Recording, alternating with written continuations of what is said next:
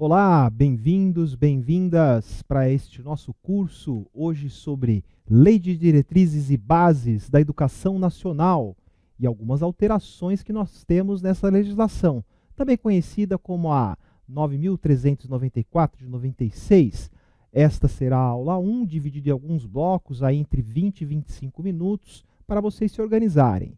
Meu nome é Rodrigo Merli, eu sou diretor de escola aqui no município de São Paulo, também professor em cursos preparatórios aí por volta de uns 15, 16 anos, advogado também, e por isso o pessoal acaba também me chamando para essa parte de legislação na educação, para a gente buscar aí melhores explicações para vocês que estão passando por provas de concurso público. Então, nesta aula 1, nós vamos nos ater a alguns artigos específicos na primeira parte da Lei de Diretrizes e Bases da Educação Nacional.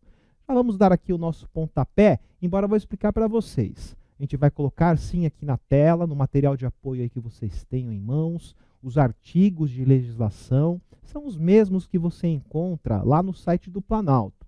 Só que, obviamente, eu vou conversar bastante com vocês sobre cada uma das partes que nós temos da LDB. Então, logo aí, o artigo 1º vai falar que a educação, olha lá o que ela abrange, os processos formativos que se desenvolvem na vida familiar, convivência humana, trabalho, instituições de ensino e pesquisa, movimentos sociais e organizações da sociedade civil e nas manifestações culturais. Portanto, já peguem esse pé da situação que a LDB ela vai se infiltrar em vários segmentos da nossa sociedade. Então, ela vai falar, sim, das questões das instituições, como elas se organizam, mas também vai dar voz aos movimentos sociais e organizações da sociedade e, principalmente, a questão cultural. Ela já inaugura, portanto, aí no seu artigo 1º, toda essa abrangência. Ainda no artigo 1º, ali no seu parágrafo 2º, ela vai falar justamente do seu objetivo, que ela vai colocar aqui como vincular-se, mas qualquer questão de concurso, quando tratar disso, de qual é o objetivo da educação, você tem que saber que é esse preparo ao mundo do trabalho e à prática social, ou como alguns gostam de falar, o desenvolvimento da cidadania. Isso sim tem alguma incidência em vários concursos públicos e vocês sempre têm que estar atrelado, então, a essa duplinha dinâmica aí do mundo do trabalho e o desenvolvimento da cidadania, ou como está no texto da lei, a prática social. O artigo 2º, observem, nossa, ele vai pular um monte de coisa? Não, a gente vai pegar aquilo que é foco, aquilo que é a ideia principal para o concurso público. O artigo 2º, portanto, que está ali no título 2º, que vai tratar sobre princípios e fins da educação nacional, vai colocar literalmente essa questão, como eu falei para vocês ali. Olha ali a finalidade, em destaque para vocês em vermelho.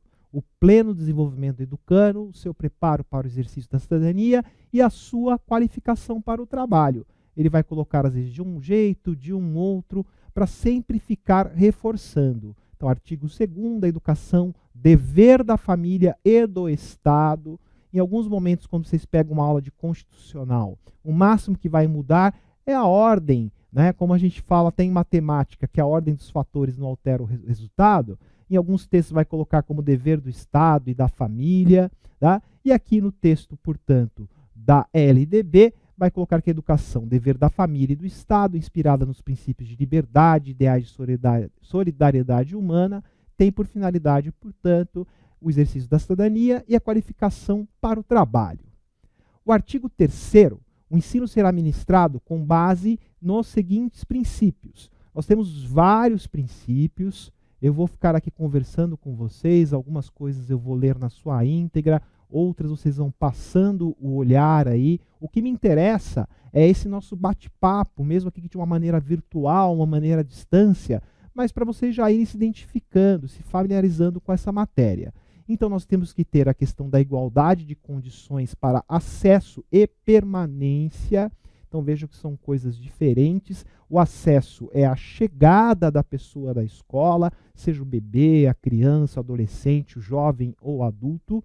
Então, uma coisa são as políticas públicas de acesso, que todos têm que estar na escola, e outras são as políticas públicas de permanência. Não basta a pessoa chegar, a gente também tem que fazer de tudo para que ela continue, para que ela não desista, para que ela não tenha aquelas questões de evasão escolar.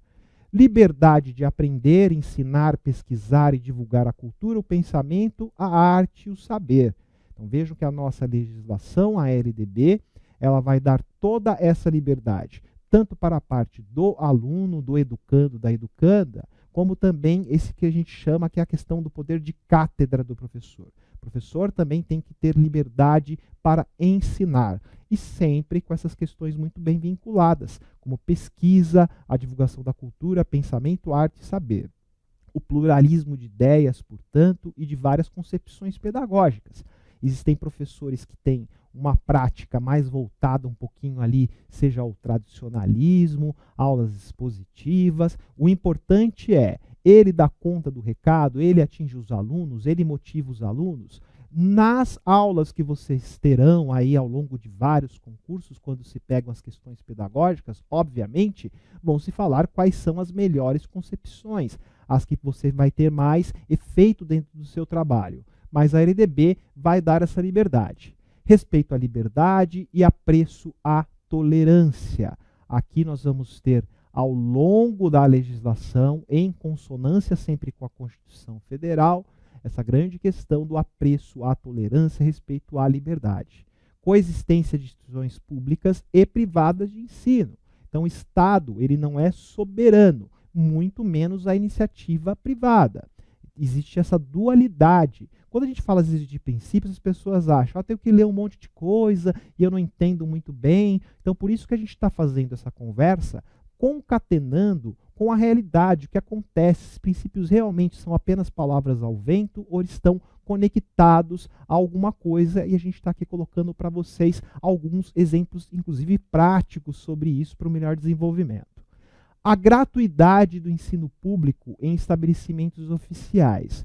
Não entrem aqui na seara, conforme a gente vê por aí, o pessoal criticando, nada é gratuito porque paga impostos. Sim, gente, claro, pagamos os impostos. Só que imagine se a gente tivesse uma duplicidade de cobrança. É aí que nasce essa essência do princípio da gratuidade. É óbvio que as pessoas pagam imposto. Só que imagine, além de pagar o imposto, ele ser ainda cobrado mais uma vez. E é isso que se trata desse princípio.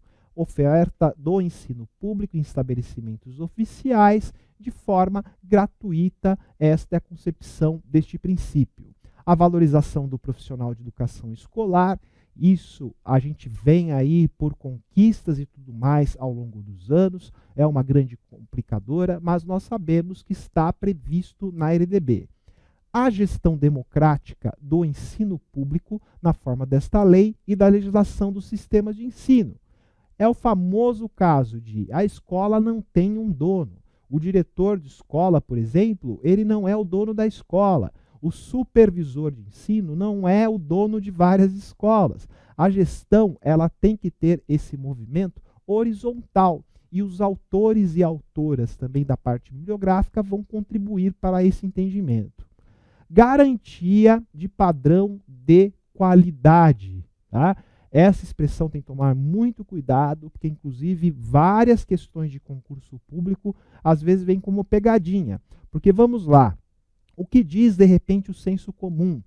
Que a educação pública não presta. No tempo dos meus pais que a educação tinha qualidade. E vejam bem, está no texto dessa legislação aí como um princípio a garantia do padrão de qualidade. E sim, isso cai em concurso público. A valorização da experiência extraescolar. É aquilo que eu costumo chamar em vários cursos, né, para além dos muros das escolas. Então, os bebês, as crianças, os adolescentes, jovens e adultos têm uma vida que deve ser contemplada. Isso tem que ter significado dentro do chão da escola. Isto aí aparece para vocês como um dos princípios também. A vinculação entre educação escolar, o trabalho e as práticas sociais. Óbvio, se a gente estava falando já no começo, né, para que serve, qual o objetivo da educação? que é o preparo para o trabalho, a qualificação para o trabalho, o exercício da cidadania, isso aqui aparece para nós também como um dos princípios. Avançando esse artigo 3º, nós vamos ver também outros princípios. E novos aí, claro, relativamente novos, que são inclusões. Isso aí não vai estar no texto inicial da LDB, incluso ali em 2013. A consideração com a diversidade étnico-racial. O quanto nós estamos aí debatendo ao longo de gerações e gerações, ao longo dos anos, esta consideração de abrir os espaços escolares. Lembre-se das políticas de acesso. Uma delas é, ok, nós vamos receber uma amplitude, todas as pessoas. Outra coisa também, por isso vem a questão da consideração, é quais são as políticas públicas para a permanência de todos e todas. Outra novidade também, aí já para 2018, avançando um pouquinho mais, a garantia do direito à educação e à aprendizagem ao longo da vida. Foi-se vendo que a pessoa ela aprende desde o momento que nasce até o seu último dia. Então são concepções que vão surgindo e vão se incluindo em texto de lei. Vai que cai isso de repente no concurso público, você fala, será que tem um período que a educação tem que ser atendida e tudo mais? Está bem esclarecido aí que é ao longo da vida. 2021 nós também temos mais uma atualização. Quem fez um curso há um tempo atrás, quem leu a LDB algum tempo atrás, tem que ficar sempre atualizado. Por isso que essa aula vai falar sobre a LDB e as suas novidades, o que tem surgido na LDB. O respeito à diversidade humana, linguística cultural e identitária das pessoas surdas, surdo-cegas e com deficiência auditiva. Então, cada vez mais ampliarmos, trazermos este público para dentro da escola. A educação básica obrigatória e gratuita dos 4 aos 17 anos de idade. Isso ainda se mantém, existe alguma expectativa de ampliação, mas o que nós temos no texto da nossa legislação continua ainda dos 4 aos 17 anos de idade. A educação básica ela é organizada da seguinte forma: pré-escola, ensino fundamental e ensino médio. Tá? Dentro dessas garantias está aí distribuída nestas 3 partes: pré-escola, ensino fundamental e ensino médio, incluso aí também em 2013 para vocês. A educação básica ela vai se organizar entre educação infantil gratuita às crianças de até 5 anos de idade. É bastante informação, mas vamos anotando. Uma coisa é, quando ela é obrigatória, vou voltar a tela aqui rapidinho só para vocês terem esta observação, que a gente vai falar dos 4 aos 17 anos, isto é uma informação. Agora, a educação infantil, ela é até os 5 anos de idade. Tome cuidado com essas informações quando aparecerem aquelas questões do tipo, o que é verdadeiro, o que é falso, o que é correto, o que é incorreto. Tem que tomar muito cuidado com essas que a gente chama de pegadinhas de concurso público. Às vezes a gente erra por besteira uma questão como essa. E se a pessoa não estudou mesmo a LDB, ela não tem a menor ideia do que está sendo falado. Por isso que você está estudando aí do outro lado da tela, já está aí com alguns passos na frente de muita gente. A educação básica, portanto, ela é organizada de que forma? Tem o atendimento educacional especializado, sempre, gente, gratuito aos educandos, com deficiência, transtornos globais do desenvolvimento e altas habilidades, ou também chamada superdotação transversal, a todos os níveis, etapas e modalidades, preferencialmente na rede regular de ensino. Então, todo esse grupo aí, vejam bem, olha, no grupo educacional especializado, pessoas, os educandos com deficiência, transtornos globais do desenvolvimento e altas habilidades ou superdotação. É disso que nós estamos falando. E vai estar, então, de forma transversal a todos os níveis, etapas e modalidades, preferencialmente na rede regular do ensino. Não nesta aula, mas depois eu vou separar um quadro para vocês, que isso também já caiu bastante em concurso público, para a pessoa diferenciar o que são os níveis, as etapas e as modalidades. Se você já tiver curiosidade aí, já dá um Google, dá uma procuradinha na internet, mas a gente vai voltar com esse tema com um quadro explicando as diferenças. Acesso público e gratuito aos ensinos fundamental e médio para todos os que não concluíram na idade própria. Esse texto, aí, embora seja de 2013, até o ano passado, 2 anos atrás, estava caindo esse tipo de questão em concurso público. Então, às vezes, é um texto meio que você fala, qual o sentido disso? Eu preciso saber disso? Sim, precisa saber, porque nas perguntas de LDB, raramente é elaborada uma grande pergunta de interpretação. Muitas vezes, a grande incidência em concursos públicos é o texto de lei. A educação básica também vai se organizar pelo acesso aos níveis mais elevados do ensino da pesquisa e da criação artística, segundo a capacidade de cada um. E para isso os autores vão colaborar para explicar o que é essa capacidade de cada um em cada área. A oferta de ensino noturno regular, adequado às condições do educando. Então, quando a gente pensa, por exemplo, na educação de jovens e adultos, toda esta elaboração, como funciona a entrada, a saída, os dias, os melhores dias, tudo isso está com esta previsão legal na LDB. A oferta de educação escolar regular para jovens e adultos com características e modalidades adequadas às suas necessidades e disponibilidades, garantindo-se aos que forem trabalhadores as condições de acesso e permanência na escola. Com isso, a gente acaba também vendo regras específicas para a frequência em algumas áreas do conhecimento, que também a gente vai abordar ao longo das aulas.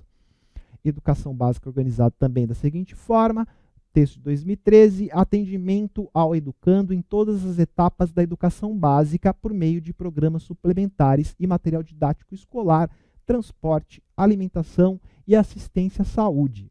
Por exemplo, o transporte, vocês já vão aqui um pouquinho antecipar, embora esteja no texto da lei, existe a responsabilidade, sim, do Estado para suas crianças, seus adolescentes do Estado, e responsabilidade dentro do município aos municípios.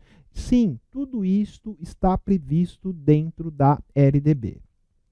Padrões mínimos de qualidade de ensino, definidos como a variedade e quantidade mínimas por aluno de insumos indispensáveis ao desenvolvimento do processo de ensino-aprendizagem.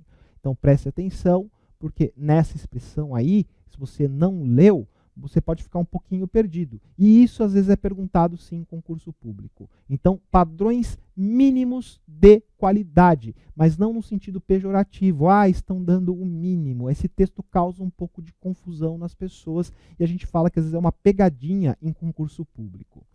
Já o artigo 5º vai falar o acesso à educação básica obrigatória está em vermelho, porque isso já caiu em concurso público, e por mais que eu mesmo, como advogado, venha explicar qual a diferença de objetivo, a questão objetiva, a questão subjetiva, as pessoas acabam se perdendo na explicação. Então, eu deixo já em detalhe para vocês, em destaque para vocês, tá? Que já caiu pergunta justamente assim: se o acesso à educação básica obrigatória é direito objetivo ou subjetivo. Então, além de entender, por que é a questão do subjetivo? Porque todos podem pleitear, todos podem ir atrás disso. Tá? Então, é explicado, inclusive, dentro do artigo 5º, isso que eu estou dizendo. Mas, às vezes, só cai se ele é direito público objetivo ou subjetivo, e já está bem em destaque aí para vocês na tela. Uma outra alteração em 2019 que nós temos, a gente vai ler esse último artigo aqui para vocês tomarem uma água, tomar um cafezinho rápido e já voltar para cá, é a introdução, a inclusão do artigo 7º-A. Eles não quiseram derrubar lá o artigo inteiro 7º e colocaram o 7º-A. Ao aluno regularmente matriculado em instituição de ensino pública ou privada, de qualquer nível, é assegurado, no exercício da liberdade de consciência e de crença, o direito de, mediante prévio e motivado requerimento, ausentar-se de prova ou de aula marcada para dia em que, segundo os preceitos de sua religião, seja vedado o exercício de tais atividades, devendo-se-lhe atribuir o critério da instituição e sem custos para o aluno uma das seguintes prestações alternativas nos termos do inciso 8º do caput do artigo 5º da Constituição Federal. Ou seja, vai se reverter lá à Constituição. Ah, quero um exemplo, professor, do que eles estão falando. Vou dar um exemplo, gente. A gente não está sendo pejorativo, é um exemplo prático. Nós temos, por exemplo, o público adventista. Existem, obviamente, escolas deste cunho, a escola adventista, mas eu posso ter um aluno e, de repente, ter uma atividade justamente no sábado. E tem escolas que têm mesmo esse costume. Ah, tal trabalho está atrelado a uma atividade ser desenvolvida aos sábados, por exemplo. Isso não vai acontecer, de repente, muito fortemente em algumas escolas públicas, mas algumas escolas particulares. Por isso que o texto vai lá e já coloca essa questão correlata lá no comecinho. O aluno regularmente matriculado em instituição de ensino pública ou privada, ou seja, está avisando todo mundo que não pode ter nenhum tipo de atividade, que aquele aluno, por um impedimento dentro da sua religião, venha a ser prejudicado. Acho que mais bem explicado do que isso, um pouco difícil. Não estou fazendo aqui nenhuma crítica à religião A, B ou C, muito pelo contrário. Estou dizendo para vocês aí que está sendo contemplado esse direito nesta inclusão deste artigo 7º A. A gente vai fazer aquela pausa breve e já voltamos com a próxima videoaula. Olá, seja muito bem-vindo aqui a Unicursos Campinas. Olha só, você acaba de assistir a uma aula ou uma das partes das muitas aulas que nós temos aqui na Unicursos Campinas para o cargo de monitor escolar para o concurso da Prefeitura de Americana. Então, se você chegou até aqui é porque você gostou, não foi? Então, continua que eu tenho um recado importante para te passar. Nós montamos o curso online preparatório para monitor escolar. Um curso online completo que vai te levar à aprovação. E se você deseja dar continuidade aos seus estudos, não ficar somente nessa aula que você acabou de assistir, eu te convido a você adquirir o curso preparatório para monitor escolar, o curso online completo, onde você terá acesso imediato ao curso. Então, no momento que você adquirir, você vai receber no seu e-mail os dados de acesso, login e senha, e já vai começar a navegar aqui com a gente, tá bom? Acesso ilimitado, você poderá assistir às aulas quantas vezes você quiser, manhã, tarde, noite, final de semana, madrugada, fica a seu critério, porque as aulas são gravadas e fica à sua disposição, tá bom?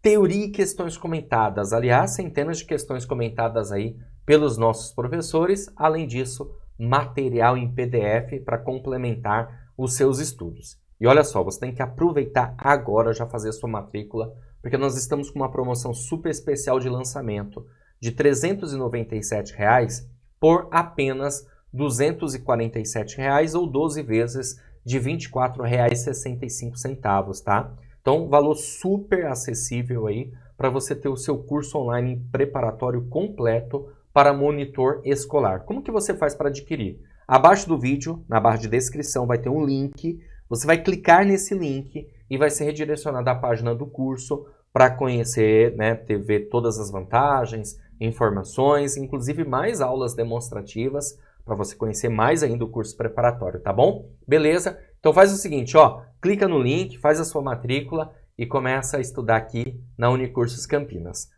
Beleza? Vou ficando por aqui, um grande abraço para vocês e a gente se vê, claro, dentro da plataforma. Ó, clica no link aí, já faz a sua matrícula. Valeu, até mais!